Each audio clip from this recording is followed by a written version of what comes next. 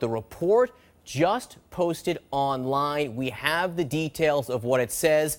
I'm going to go to our justice correspondent, Evan Perez. And Evan, it says the techniques were not effective. And not only that, it says what they were doing, the CIA, was misrepresented to the government at the time.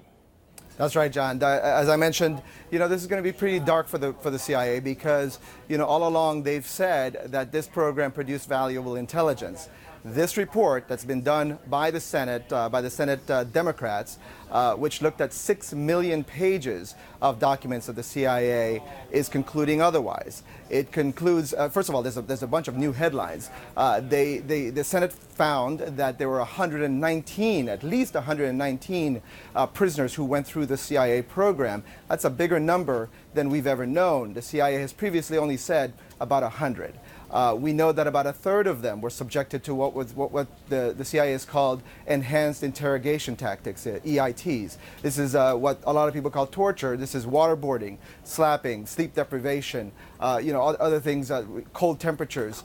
We know that some prisoners died as a result of all these tactics. Let me just read to you the main finding from the Senate, that the enhanced interrogations did not produce otherwise unavailable information necessary to save lives. Now that's going to be something that the CIA is going to push back very hard on, because they believe that people in the Bush administration and the CIA believe that this program did save lives. They say that it's a program they disavowed, that they would never do this again, and that it was wrong. But they say you cannot say that it did not produce valuable intelligence, and also that it's unknowable whether it could have been gotten otherwise. As you mentioned, the findings are that the program was ineffective, that the CIA misled the White House, that it misled Congress, it misled the Justice Department about exactly what it was doing, that the program was far more brutal in the tactics that were being used against some of these detainees. We know that one detainee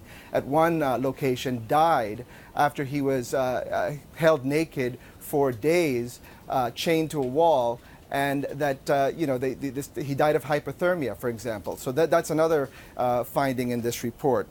We also are told from the report that the program produced inaccurate information. It led to the FBI and the CIA having to chase down leads that turned out to be nothing, because people misread information, because, for example, Khalid Sheikh Mohammed, while he was being waterboarded, admitted to things that the CIA wanted it to admit to, which turned out to be false and not true. So again, these are some very ugly findings that we expect. We have a bunch of people here at CNN poring over the details of this report. We'll expect to have some more.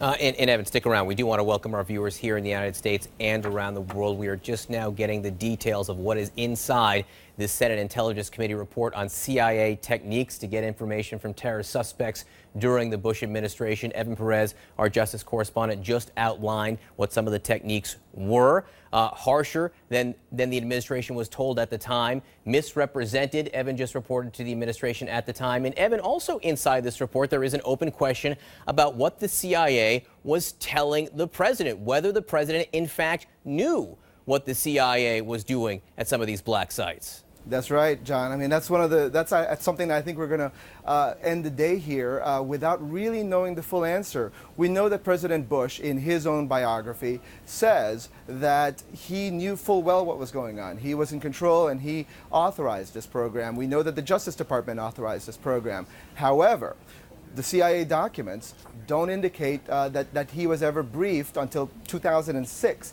So while a lot of the abuses that are described in this report are going on, 2002 to 2003, 2004, the president was not being briefed. We know that at some point the CIA was preparing to brief some of the top officials in the Bush administration, but then they decided not to, in part because, according to some of the documents, they were afraid that it was going to leak, and in particular that Colin Powell would blow his lid, is what I think is one description of this, the way how this was described in reaction to what was being done.